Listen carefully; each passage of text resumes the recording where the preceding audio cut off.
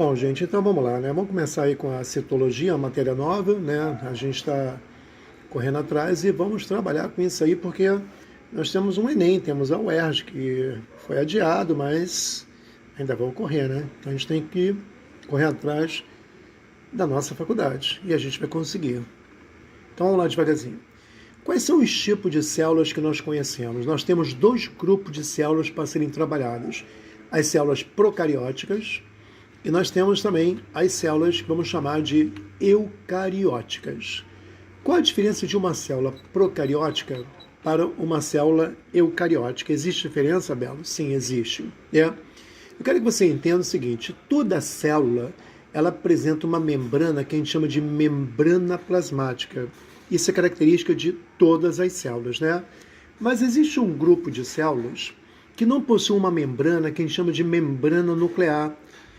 Se a membrana nuclear não existe, o material genético representado aqui pelo DNA, ele fica espalhado, ele fica disperso no citoplasma. E a característica principal de uma célula procariótica é exatamente essa, ó. A célula procariótica ela não apresenta membrana nuclear, que também a gente chama de carioteca.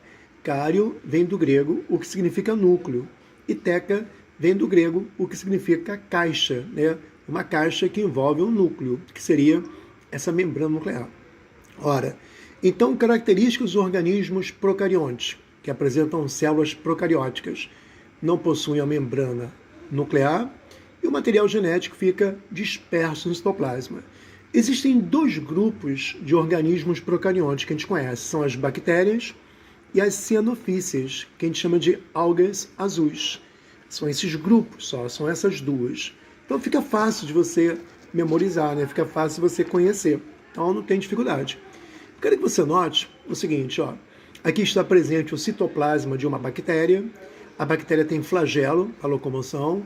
A bactéria apresenta ribossomos. Essa célula procariótica tem ribossomos. Ribossomos realiza síntese proteica. O mesossomo é uma invaginação da membrana plasmática.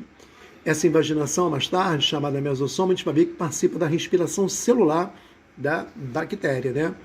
Eu vou botar um pouquinho aqui de mais luz no vídeo, só para você ter uma ideia melhor aqui, né? Tá dando aqui um sombreamento. Então, a parede celular. Repara que a parede celular da bactéria não pode ser confundida com parede celulósica. Os vegetais têm uma parede formada de celulose. A celulose é a parede que constitui os vegetais. Mas veja bem, na bactéria eu não tenho uma parede celulósica. Na bactéria eu tenho a parede que a gente chama de parede celular, que não é formada de celulose, é formada de glicoproteínas, essa parede. Uma coisa interessante você vai reparar, o antibiótico penicilina, ele despolimeriza os componentes dessa parede da bactéria. Então a bactéria ela acaba estourando dentro do nosso organismo e acaba morrendo. Repara você que a penicilina ela tem um efeito sobre as bactérias porque atua diretamente na parede celular das bactérias. O antibiótico tetraciclina ele inibe a síntese proteica bacteriana, então inibe os ribossomos. Então repara você que as bactérias têm locais específicos onde os antibióticos atuam. Está rolando aí o coronavírus, né, que a gente está preocupado, né, está vendo o que está acontecendo, esse desgaste todo. O coronavírus ele é um vírus e todo vírus apresenta uma cápsula e essa cápsula é de origem proteica. E dentro dessa cápsula a gente pode ter o DNA ou o RNA, né? Isso vai depender do grupo de vírus. Então, por exemplo, eu não posso tomar penicilina nem tetraciclina para tentar matar o vírus, o coronavírus. Por quê?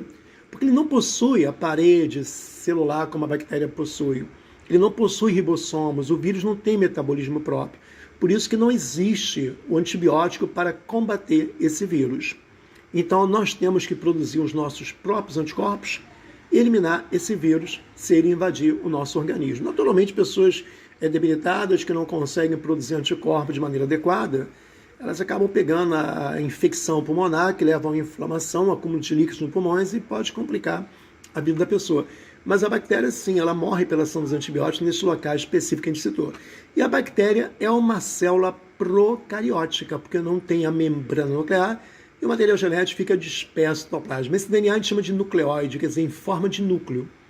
A bactéria também tem uma cápsula polissacarídica, e a membrana plasmática caracteriza o que é uma célula, né? Então, uma célula procariótica. O outro tipo de célula procariótica são as algas azuis, também chamadas de cianofíceas. Né? Eu coloquei aqui para você, ó, cianofíceas. Você deve notar que a cianofícea, ela também apresenta aqui, ó, a membrana plasmática, então é também uma célula, tem um citoplasma, tem membranas fotossintetizantes. Aqui a gente encontra pigmentos que realizam a fotossíntese, ribossomos também semelhantes ao ribossomo bacteriano, é o mesmo tipo de ribossomo, faz a síntese proteica também. O nucleóide, o material genético disperso no citoplasma, inclusões, né, materiais que podem acumular lipídios, proteínas, o envoltório de mucilagem, mucina, e a parede celular. Essa parede celular contém celulose, sim, né? A alga azul também é uma célula procariótica porque não possui a membrana nuclear e o material genético fica disperso no citoplasma. Então, eu tenho dois tipos de organismos procariontes, que são as bactérias e as cianofíceas. Agora, na célula eucariótica, a membrana nuclear está presente, o material genético fica organizado em um núcleo. Eu coloquei aqui para você o resto. Pelo amor de Deus, não coloque na prova o resto. Isso é um macete. Tudo aquilo que não é bactéria ou cianofícia vai ser um organismo eucarionte, vai ser formado de célula eucariótica. E eu coloquei aqui para você poder comparar. Olha lá, o ribossomo está presente nas duas, na célula procariótica e eucariótica, lembrando que esses ribossomos eles são diferentes com relação à função deles até a estrutura. A mitocôndria está presente na célula eucariótica, mas não está presente na procariótica, porque a mitocôndria é basicamente o tamanho de uma bactéria. O lisossomo, que a gente vai estudar, está presente na eucariótica, você não encontra o lisossomo na procariótica. O núcleo está presente, aqui não tem núcleo, né? O material genético nucleóide fica disperso. Aqui eu tenho os cromossomos espalhados, depois a gente vai estudar os cromossomos também. Repara que a célula procariótica é bem simples, daí o nome pró primitivo. O núcleo primitivo, cário, núcleo. Então é bem fácil você diferenciar a célula procariótica, representada por bactérias e cianofíceas, da célula eucariótica, o resto. O resto é qualquer organismo que vier na sua cabeça que não seja bactéria ou cianofícia. Então aqui seriam algas vermelhas, algas verdes, elefante, chimpanzé, cachorro, protozoários, fungos, o resto, tudo que não é bactéria e cianofícia.